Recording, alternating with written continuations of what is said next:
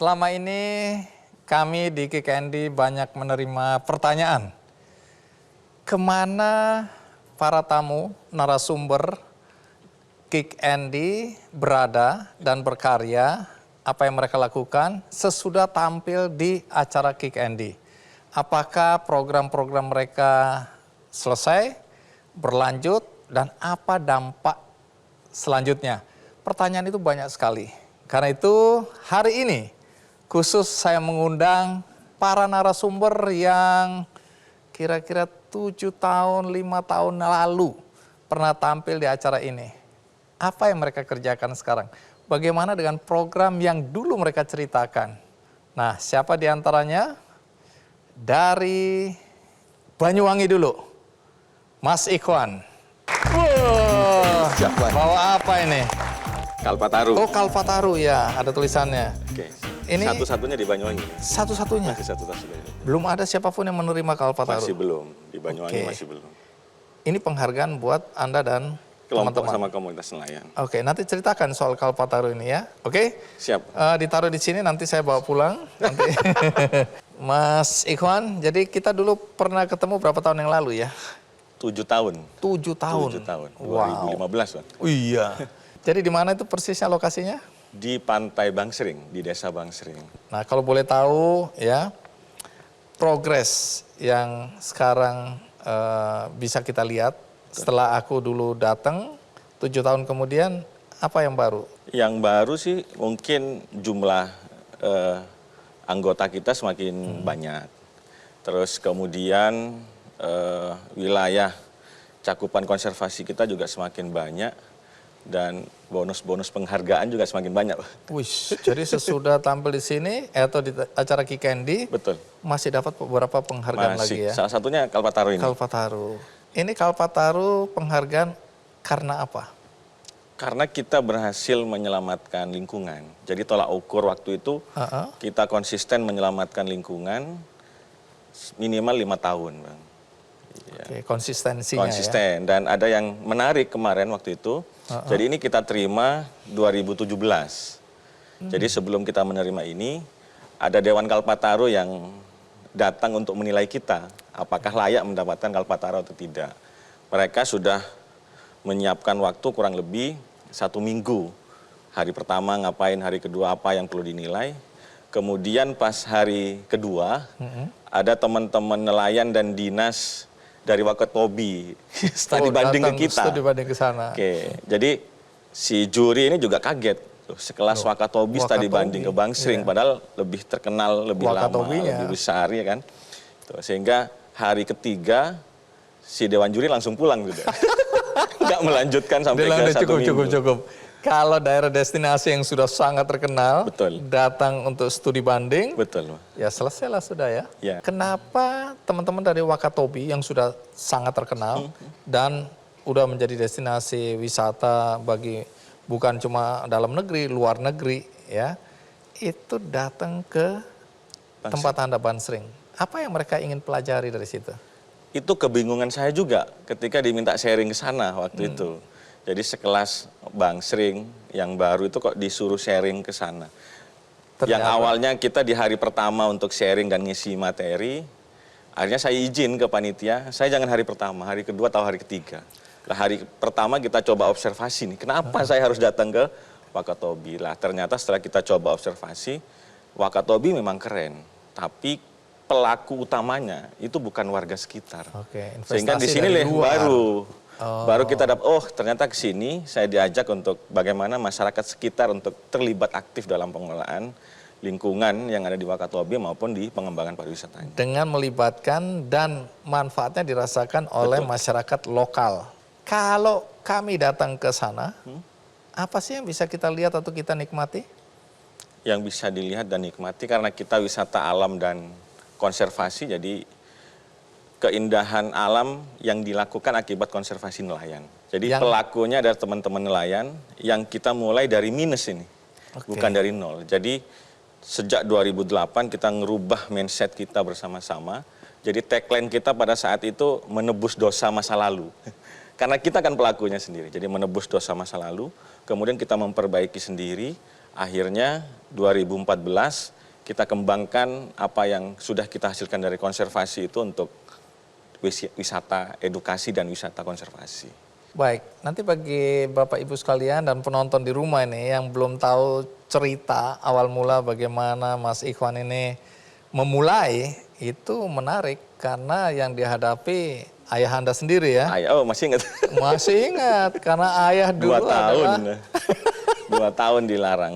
ayah adalah orang yang khawatir ya dengan apa yang dilakukan Mas Ikhwan ini, itu mengancam periuk nasi keluarga. Betul. Karena beliau ini pengepul ini ya. Pengepul terbesar waktu itu. Terbesar pengepul ikan. Nah, dia melarang menangkap ikan dengan cara melemparkan bom. Dan potasium. Potasium, pakai potas itu ya, tahu kan? Saya di Papua juga melihat kenyataan itu. Bahkan saya pernah cerita, ada orang yang terlambat lempar bom ini, meledak di tangannya, hancur tangannya. Dan kalau ngebom ikan, yang kecil-kecil semua terapung mati ya. Betul. Nah, nanti cerita bagaimana orang tua ini bahkan melarang ya anaknya untuk melakukan hal yang sekarang ini hasilnya bisa kita lihat. Betul. Tapi kita tunggu dulu. Sekarang kita lihat dulu tayangan berikut ini.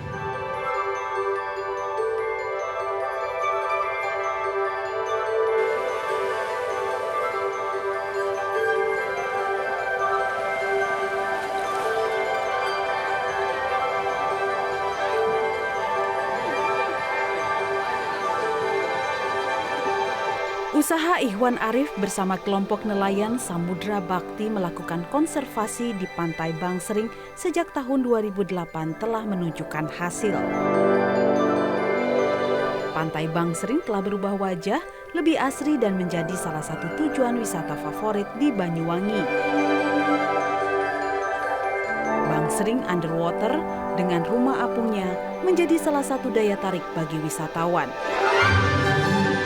Rumah apung ini juga sebagai sarana edukasi bagi masyarakat pentingnya menjaga ekosistem laut.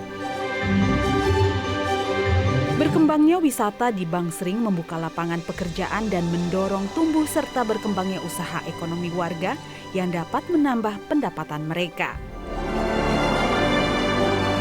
Saya coba jualan di sini, ternyata alhamdulillah pemasukannya lumayan. Tiap harinya selain hari weekend itu kurang lebih kisaran antara 300 itu kotor. Tapi kalau hari-hari weekend itu bisa 4 kali lipat, bisa 2 juta atau 1.500.000 lah. Jadi kan pikiran saya seperti ini, daripada saya jualan ke jauh-jauh, lalu di desa kami sendiri sudah ada, kenapa harus cari yang jauh gitu ya kan. Berkat usahanya melakukan konservasi pada tahun 2017, kelompok nelayan Samudra Bakti yang diketuai Ikhwan Arif mendapat penghargaan Kalpataru.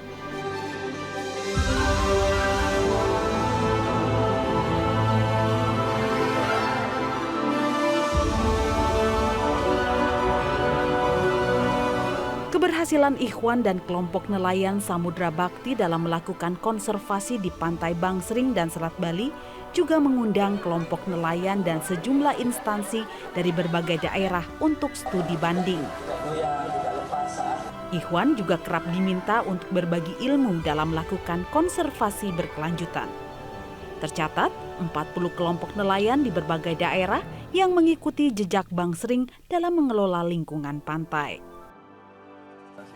Bagi Ikhwan Arif dan kelompok nelayan Samudra Bakti, pengelolaan dan konservasi daerah pesisir yang berkelanjutan adalah sebuah keharusan agar alam tetap lestari bagi generasi mendatang.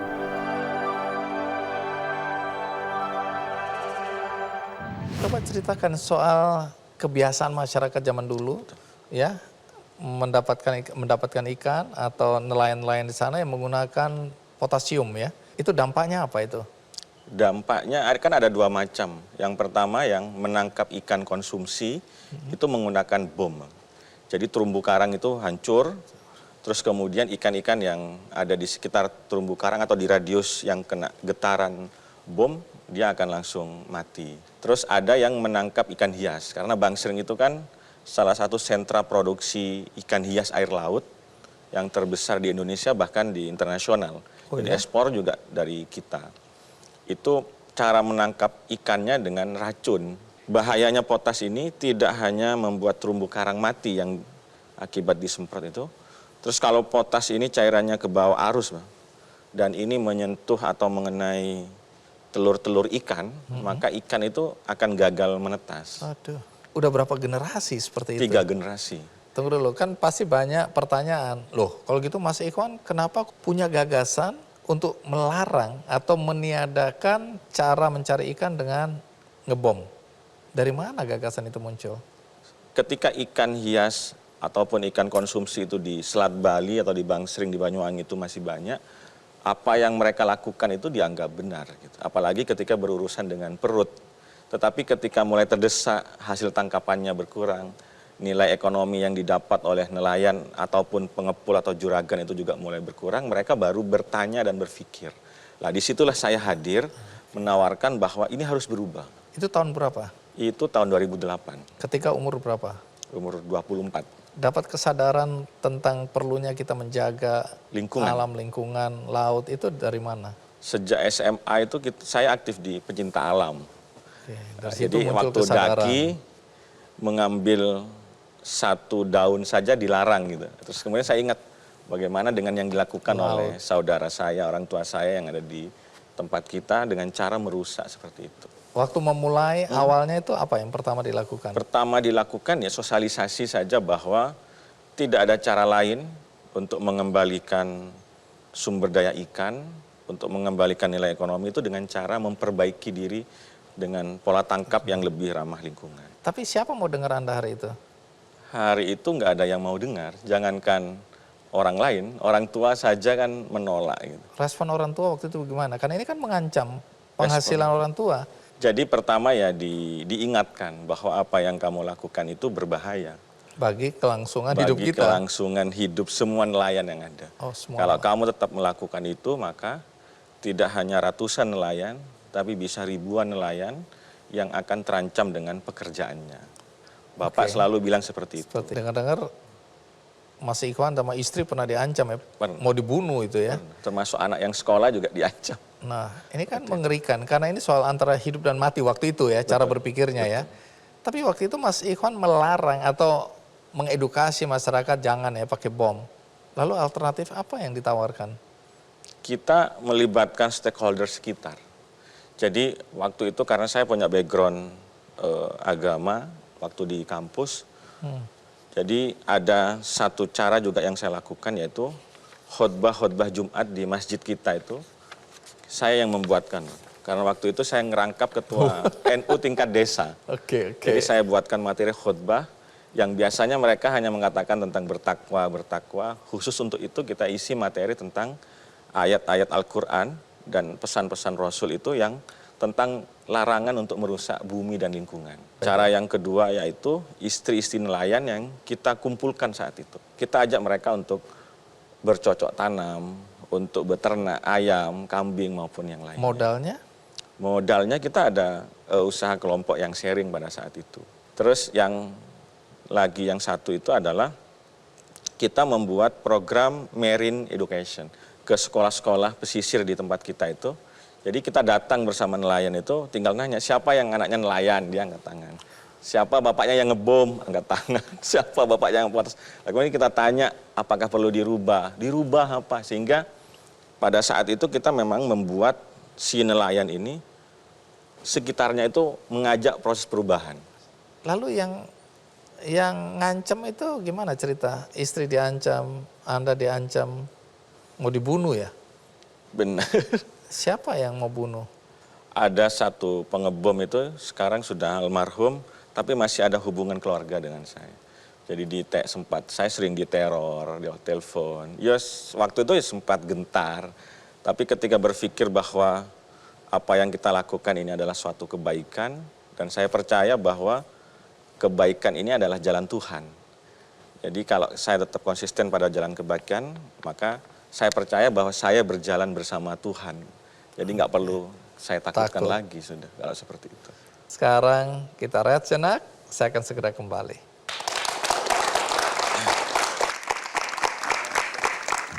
Apa yang kamu lakukan itu benar.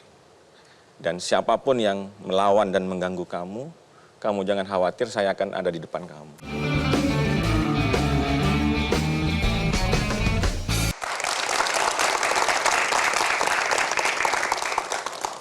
Mas Ikhwan, tantangan terberat itu apa yang dihadapi? Meyakinkan mereka aja gitu. Meyakinkan kalau apa yang kita lakukan ini benar dan akan baik untuk ke depan. Tapi kan belum ada contoh. Belum. Makanya orang mana bisa percaya, anak kecil lagi. Jadi ya waktu itu kita itu tidak berbicara menyuruh mereka untuk berubah, tidak. Tetapi mengajak berubah bersama-sama. Nah, berapa lama untuk bisa meyakinkan masyarakat dan termasuk orang tua? Kalau Bahwa orang tua ini 2 adalah tahun program yang benar. waktu itu. 2 tahun. Orang tua 2 tahun. Jadi Masyarakat dalam 2 tahun itu baru dapat kurang lebih 20 nelayan yang bisa saya ajak. Dari ratusan, dari 500 nelayan yang ada di tempat kita. Jadi ceritanya itu kalau yang untuk orang tua itu ada seleksi penilaian nelayan teladan tingkat nasional dari salah satu kementerian. Kemudian ternyata saya ditetapkan menjadi juara 2 nelayan teladan tingkat nasional tahun 2010. Dan ketika saya menerima penghargaan itu, kemudian orang tua saya menelpon. Mulai saat ini saya percaya apa yang kamu lakukan itu benar. Dan siapapun yang melawan dan mengganggu kamu jangan khawatir, saya akan ada di depan kamu. Waduh. Jadi itu. Setelah berbalik ya. Berbalik, setelah orang tua mendukung, perkembangan kelompok ini semakin pesat. Cepat. Kemudian aku dengar bahwa belakangan desa-desa di luar atau di sekitar Bangsering ini mulai melihat kisah sukses ini dan menduplikasi ya, mencontoh ya. Jadi sekarang ini ada berapa desa yang kemudian mengikuti jejak Bangsering ini? Awalnya dari kampus sebenarnya, karena mereka kampus. lebih ilmiah untuk mencari data di tempat kita, apakah benar-benar seperti itu, terus perubahannya apakah benar-benar secepat itu. Kemudian dari salah satu kampus itu menginginkan bahwa yang baik yang ada di Bangsering ini harus diduplikasi oleh kabupaten maupun kota di Jawa Timur yang memiliki pantai. Dan ini ternyata direspon positif oleh pemerintah provinsi, sehingga program ini dilakukan. Baik. Jadi sekarang penghasilan desa, penghasilan masyarakat itu dari apa saja? Kan di sana ada objek wisata, baik dari laut juga mereka tetap dapat. Ya. Dari laut mereka kan menangkap ikan tetap, kecuali di kawasan konservasi swadaya yang kita buat, pendapatannya semakin banyak sekarang. Jadi kalau katanya Bu Susi pada waktu itu menjadi menteri. Ibu Susi menteri.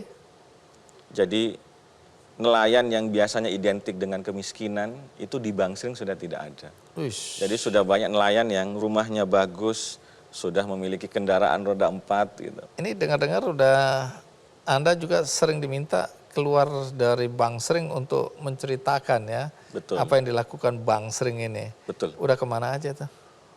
Hampir seluruh Indonesia. Wish.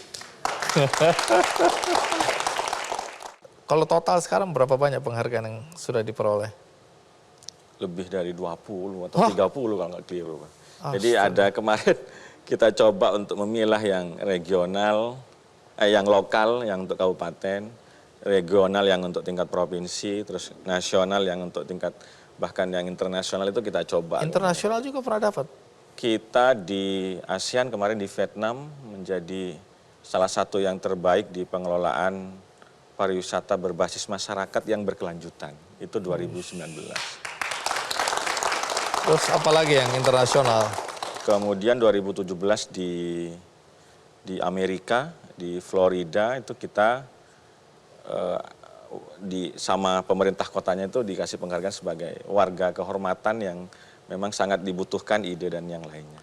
Jadi kita juga sama diundang ke Wakatobi dengan ke Amerika sama-sama bingung. Saya ngapain diundang ke Amerika, dibawa ke kurang lebih 6 negara bagian untuk sharing di beberapa kampus di negara bagian itu, bahkan ke WWF, ke NOAH di sana. Ternyata saya baru dapatkan itu di Universitas Washington. Jawabannya? Iya. Kenapa? Ketika Prof. Edward itu minta waktu ke saya punya tim yang sangat banyak, saya punya dana yang sangat besar, tapi tingkat keberhasilan saya kecil. Kamu punya tim yang sedikit, SDM-nya nelayan, dananya juga terbatas, tapi tingkat keberhasilanmu tinggi. Terus apa yang kamu lakukan? Nah, cuman kan di Amerika itu disiplin waktu sangat penting. Jadi kita mulai jam berapa sampai berakhir jam berapa, maka itu harus kita patuhi. Manfaatkan. Sehingga karena jam kita sudah habis, jadi Prof. Edward itu, saya akan datang ke tempat kamu menginap, ke hotel kamu untuk belajar ini. Lanjut lagi. Kalau kita tahu Prof. Edward ini salah satu di antara 2 ahli kelautan dunia. Ush, dan dia belajar dari anak Yo, kampung. nanya saja, nanya saja. Ini kita bisa petik pelajaran ya, seorang profesor ahli kelautan ya, cuma ada 2, tapi mau mendengar, mau belajar ya. Artinya kita jangan jumawa, jangan merasa paling hebat, kita mau belajar. Termasuk aku mau belajar. Kostum apa yang Anda pakai hari ini?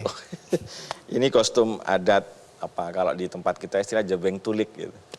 Jadi ya hitam-hitam seperti ini, terus ini ada batik asli Banyuwangi yang seperti simbol gajah gitu, terus ini yang topi khas adat Banyuwangi. Terima kasih Oke, siap. Mas Ikhwan ya, sudah berbagi cerita dengan kami di sini. Ikuti terus Kick Andy. Awal mula terpikirkan bahwa desa kita harus punya sesuatu untuk bisa mensejahterakan. Itu kan kalau nggak salah gara-gara gempa 2006.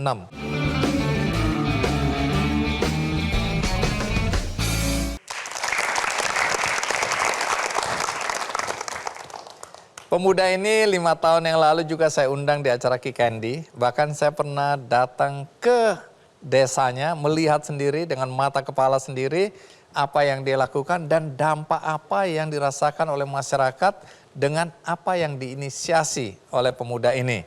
Menurut saya luar biasa, keren. Jadi nggak lama-lama lagi, karena Anda pasti udah jengkel kalau saya terlalu berpanjang-panjang. Karena itu mari kita sambut Sugeng Handoko. Mas Sugeng. Ya, Iya, apa kabar? alhamdulillah sehat. Sehat. Ini bajunya baju apa? Ini sorjan, lurik, Sorjan Lurik. Iya. Asli dari Jogja. Jogja. Iya. Terus bawa apa ini?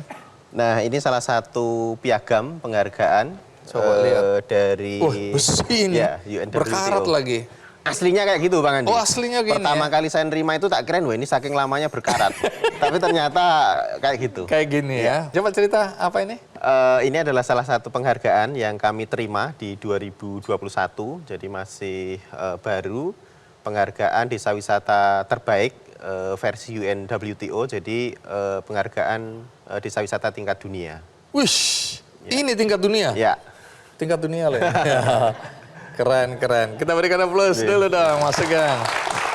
Ya, ini dibawa, jangan sampai nanti ditinggal. Iya. 5 tahun lalu ya, kita bertemu ya. di sini sebenarnya. Di sini. Ya. Tapi saya sama tim Kick Andy main-main ke sana ya. Tapi Bang Andi ketika datang nggak ngabari, jadi saya pas nggak di rumah, sehingga tidak bisa ketemu langsung. Bapak Ibu sekalian yang belum pernah ke Ngelanggeran, itu ada embung di atas dan di sekitarnya itu pegunungan purba. Apa Ya, purba? Gunung Api Purba. Gunung Api Purba.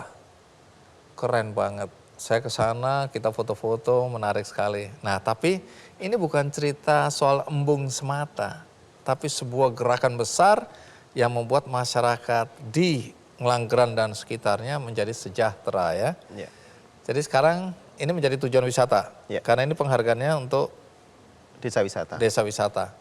Kalau sekarang kami nih rombongan semua di studio dan dari rumah main-main ke tempat Anda sana, apa yang kami dapatkan? Oke, jadi desa kami itu berkembang dari desa yang dulu tidak ada daya tariknya. Kami mencoba menggali potensi yang awalnya itu magnetnya adalah alam, yaitu Gunung Api Purba.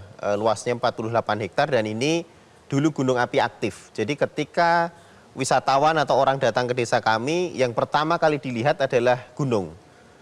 Tingginya kalau di Jakarta sini kayak gedung-gedung bertingkat, nah itu batu di desa kami.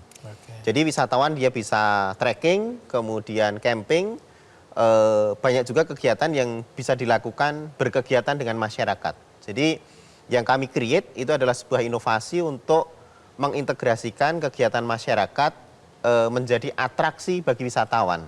Sehingga masyarakat merasa bangga terhadap pekerjaannya, Kemudian wisatawan bisa belajar nilai-nilai kearifan lokal yang itu didapatkan di desa.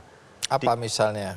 Di desa kami sangat bersyukur guyub rukun itu sangat kuat, kesederhanaan, kemudian kemandirian, kerja keras, gotong royong itu menjadi satu kekuatan yang kami miliki.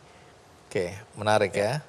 Tapi saya dengar kebangkitan, kesadaran bahwa desa Ngelanggeran ini dan sekitarnya bisa menjadi desa wisata itu akibat bencana ya. Iya, salah satunya. Nah, nanti cerita, tapi sekarang kita lihat dulu liputan berikut ini. Kemajuan sebuah desa wisata bukan semata ditentukan oleh sumber daya alamnya, melainkan buah dari kerjasama warganya. Seperti di Desa Ngelanggeran, Gunung Kidul, Yogyakarta. Ialah Sugeng Handoko yang merintis kegiatan ekowisata di Desa Ngelanggeran sejak tahun 2006.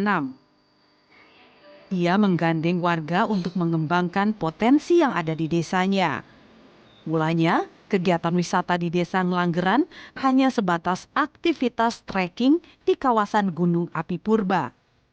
Namun kini, beragam paket wisata yang menarik wisatawan lokal dan mancanegara tersedia di Desa Ngelanggeran. Ke daerah Gunung Kidul paling kan ada pantai, kalau ini kan kayaknya beda gitu. Maksudnya penasaran juga Gunung Api Purba itu kayak gimana sih, kenapa bisa disebut Gunung Api Purba. Di samping itu juga ngelihat view-nya kalau di sosmed kan bagus gitu. Paket wisata yang ditawarkan di Desa Ngelanggeran hampir semuanya melibatkan peran aktif warga. Di antaranya paket live-in, di mana wisatawan tinggal bersama warga dan mengikuti sejumlah kegiatan seperti bertani, membuat kerajinan, dan berlatih kesenian lokal. Selain live-in, wisatawan dapat juga menikmati sejumlah paket wisata lainnya, seperti membatik di Gria Batik, melakukan pijat di Gria Spa, mengunjungi peternakan kambing Etawa, melihat pengolahan susu kambing, pembuatan coklat, hingga menikmati kuliner khas Gunung Kidul. Kegiatan-kegiatan tersebut didukung adanya transportasi berupa mobil jeep yang juga dikelola warga. Kalau dulu orientasinya itu hanya kunjungan sebentar, dia datang, beli tiket, explore, pulang gitu doang. Nah sekarang itu target kita adalah lama tinggalkan. Otomatis ketika lama tinggal di desa, tingkat pemberdayaannya semakin tinggi. Berkat inovasi-inovasi yang digagas Sugeng dan warga, di tahun 2021, Desa Ngelanggeran sukses meraih gelar Desa Wisata Terbaik Dunia dari Organisasi Pariwisata Dunia. Prestasi dan kemajuan Desa Wisata Ngelanggeran ini dirasakan langsung manfaatnya oleh sekitar 150 orang pengelola desa wisata dan seluruh warganya. Pada saat dulu sebelum dibuka desa wisata, untuk meningkatkan perekonomian, kita harus pergi ke luar Desa Ngelanggeran. Misalnya kalau anak muda harus ke kota dulu. Terus setelah dibukanya desa wisata ini, banyak peluang kerja yang di sini. Sugeng Handoko dan warga Desa Wisata Ngelanggeran membuktikan bahwa dengan gotong royong dapat membawa kesejahteraan bersama tanpa melupakan nilai-nilai kearifan lokal.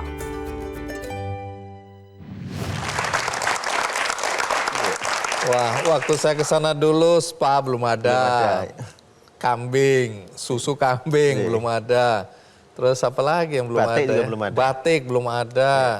Terus kuliner belum banyak karena kami waktu itu makannya di warung itu Ya, ada. soto itu di bawah itu. Ya. Belum ada yang kayak tadi itu ya. Jadi perkembangannya udah jauh sekali ya, apalagi Iya. dapat penghargaan internasional seperti ini. Tapi coba cerita, awal mula terpikirkan bahwa desa kita harus punya sesuatu untuk bisa mensejahterakan. Itu kan kalau nggak salah gara-gara gempa 2006, Ya, salah satunya ya. Bagaimana cerita awal mulanya? Oke, jadi sebenarnya itu kami sangat bersyukur ya. Saya sangat mensyukuri sekali saya dilahirkan di desa. Saya dilahirkan di Ngelanggeran, di Gunung Kidul, di Jogja. Kami bersyukur oleh para senior kami di Karang Taruna itu ditanamkan rasa mencintai lingkungan dan mencintai desa. Sehingga saya ketika masih SD itu sudah diajak untuk berkegiatan di kawasan gunung, untuk diajak nanam pohon, kemudian menjaga, merawat, sehingga ada ikatan yang terbangun. Nah, setelah itu ditambah satu momentum gempa. Jadi gempa Jogja 2006 yang pusatnya di Bantul, itu juga terasa di desa kami. Oh, jadi gempa itu mempersatukan. Mempersatukan. Ya? Karena rumah-rumah yang rubuh itu kemudian semua, ayo kita gotong royong. Betul. Gitu ya. Kalau dulu mungkin satu pemuda dengan pemuda lain antar dusun pun kurang kuat ikatannya. Kemudian kami sering nyari bantuan, kemudian banyak juga relawan yang masuk. Nah, ini ada potensi yang seperti ini kok tidak dikelola.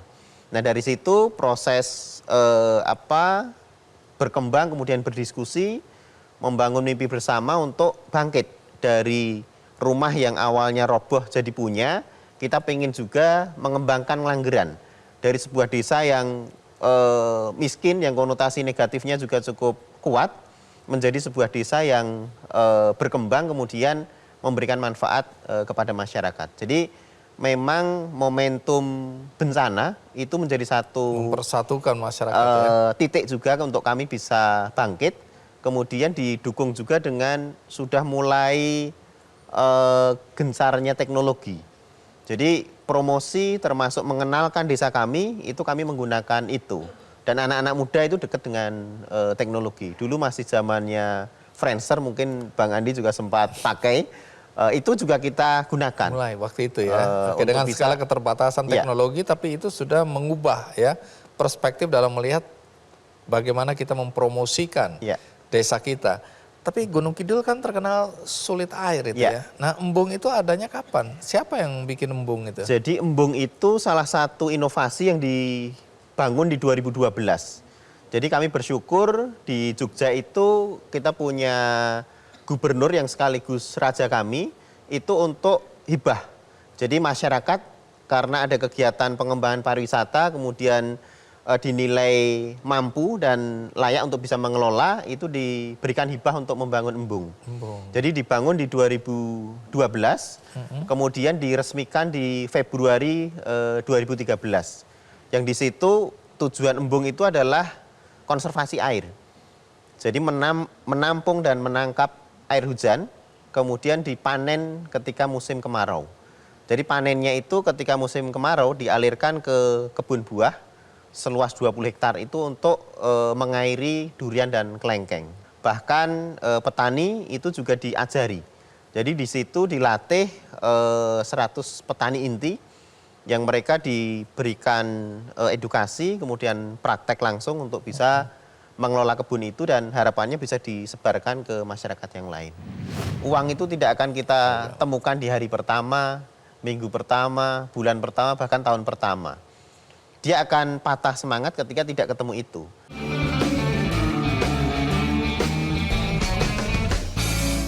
Jadi sebelum ini tumbuh menjadi atau Ngelanggeran tumbuh menjadi desa wisata, penghasilan penduduk atau warga desa itu dari apa ya?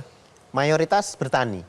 Bertani, berkebun, walaupun sawahnya itu hanya tak ada hujan, Bang Andi. Nah, salah satu yang saya belum lihat waktu saya datang ke sana itu jeep tadi. Iya, jeep belum ada dulu. Jadi fasilitas dan akses itu sekarang udah dimudahkan untuk berwisata di sekitar situ ya.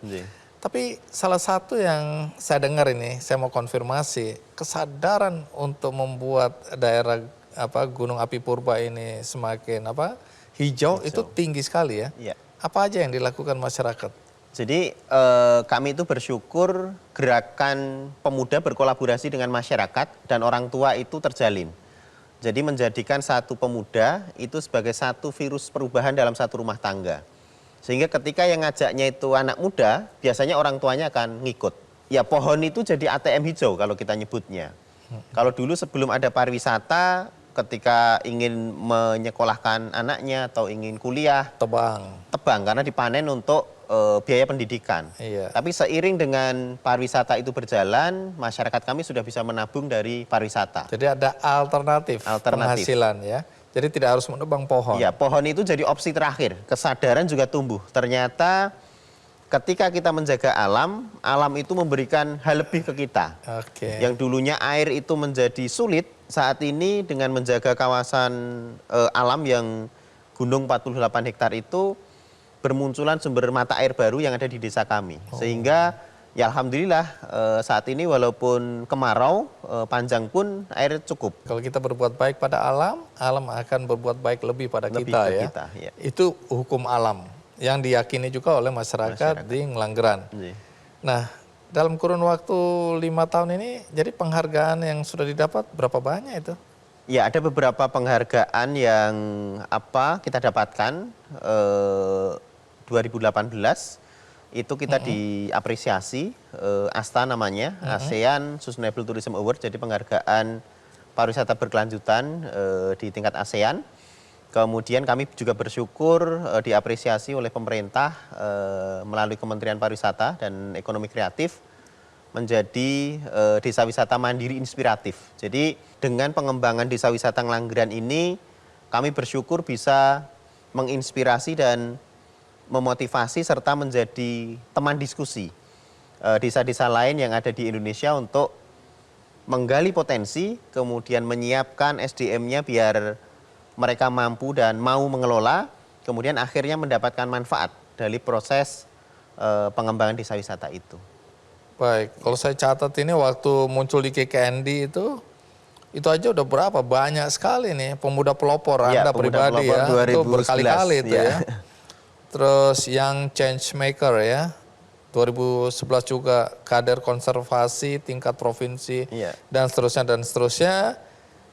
Ada juga penghargaan Culturepreneurs Award ya 2016. Tapi kesininya udah internasional semua ini, termasuk ini ya. Ya. Nah, apa dampak dari penghargaan-penghargaan yang diterima oleh Desa Ngelanggeran ini? Satu hal yang sangat kami rasakan itu ada muncul kebanggaan. Kebanggaan baik secara masyarakat, kemudian pemerintah, maupun wisatawan yang datang. Sehingga kita bisa ngomongin secara frontal ke siapapun yang datang, kita harus jaga ini. Karena ini adalah sesuatu yang diapresiasi dan dihargai juga oleh banyak orang. Sehingga jangan sampai kita justru tidak menghargai dan merusaknya, itu yang pertama. Yang kedua, itu bernilai promosi yang sangat luar biasa. Ke dunia internasional tentu ya. Internasional maupun nasional. Kebetulan kemarin pandemi itu cukup berdampak juga. Jadi wisatawan Nusantara yang menjadi segmen terbesar itu adalah orang yang melakukan kegiatan studi banding. Jadi sebuah daerah yang dia ingin mengembangkan desa wisata itu menjadi satu segmen pasar kami. Kita berinteraksi, kemudian bareng-bareng belajar, sehingga kita punya prinsip. Itu pariwisata untuk silaturahmi dan persaudaraan. Pariwisata untuk pembelajaran. Datang sebagai wisatawan, pulang sebagai saudara. Sehingga ikatan itu yang kami bangun, sehingga ya orang tidak akan bosan berkali-kali datang ke Ngelanggeran. Karena mereka seakan-akan pulang kembali ke rumahnya sendiri. Jadi itu satu konsep yang terus kami dorong untuk bisa dilakukan oleh masyarakat. Biar melayaninya juga setulus hati. Tidak hanya transaksional, dia bayar dan beli paket katakanlah 500.000 dia dapat apa, tapi ikatan yang dibangun. Itu lebih penting ya. Itu lebih penting. Karena ini nanti membangun persaudaraan yang membuat mereka kembali lagi. Iya, betul.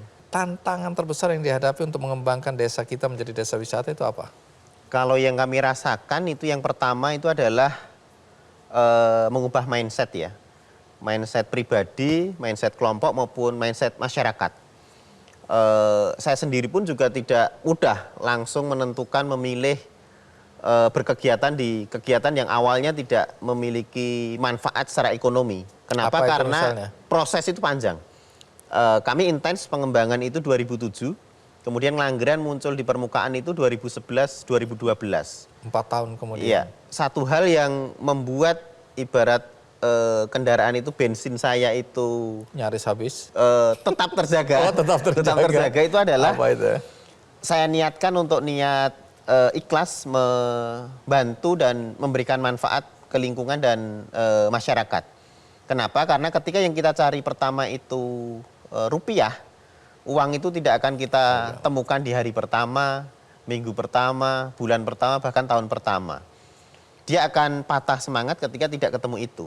Tapi ketika kita dasari untuk ibadah, saya sangat meyakini sesuatu yang kita lakukan, kemudian itu menjadi sebuah sistem itu terus berjalan, insya Allah kita meninggal pun aliran amal jariah itu akan tetap mengalir ke kita. Sehingga ya itu menjadi satu kekuatan yang sampai saat ini pun tetap coba saya pegang. Jadi ke depan Ngelanggeran apa rencana Anda? Kami memiliki prinsip setiap 2 tahun atau maksimal 3 tahun sekali itu harus ada inovasi baru. Inovasi terkait pengembangan Ngelanggeran untuk pengembangan pemberdayaan lebih besar lagi. Saat ini kami baru pengembangan satu kawasan glamping, namanya kawasan Kedung Kandang. Itu yang awalnya hanya ramai ketika musim penghujan, karena air terjun di sana hanya musiman, Bang Andi, jadi hanya bagus ketika musim penghujan. Saat ini kawasan di atas itu kita kembangkan untuk menjadi kawasan glamping. Sudah ada 3 unit yang dibangun di sana. Kemudian kami juga punya mimpi pengembangan satu kawasan lagi, itu adalah kawasan Kampung Pitu, jadi di puncak Kampung Gunung Api Tujuh Purba. itu ya? Apa itu? Itu ada satu kelompok masyarakat yang hanya boleh 7 kepala keluarga. Tidak boleh Di kurang. satu desa? Ya, tidak boleh lebih. Kalau berkembang beranak pinak harus keluar? Harus keluar. Jadi itu keyakinan yang ada di sana dan kami pengen juga manfaat pariwisata itu semakin melebar. Tidak hanya di satu desa kami di Ngelanggeran, tapi melebar ke tetangga desa juga. Baik, Mas Sugeng, terima kasih. Paling tidak kita bisa lihat apa yang dilakukan 5 tahun yang lalu konsisten ya, tidak berhenti di tengah jalan. Hasilnya bisa kita petik saat ini dan bahkan ke depan dalam pengembangan kita harapkan atau ya kemungkinan besar itu akan bisa dirasakan oleh masyarakat bukan di Ngelanggeran aja tapi di sekitar Ngelanggeran juga ya. Ya. Sukses satu hari, Amin. jadi saya akan undang lagi 5 tahun lagi. Ya, insya Allah. Jadi doakan acara Kika ini masih ada, saya masih sehat, kita semua masih sehat, penonton masih sehat. Kita akan bertemu dengan Mas Sugeng lagi ya. Matur nuwun Mas Sugeng. Sami-sami Ya. ditunggu ke Ngelanggeran. Siap, kita berikan aplaus sekali lagi.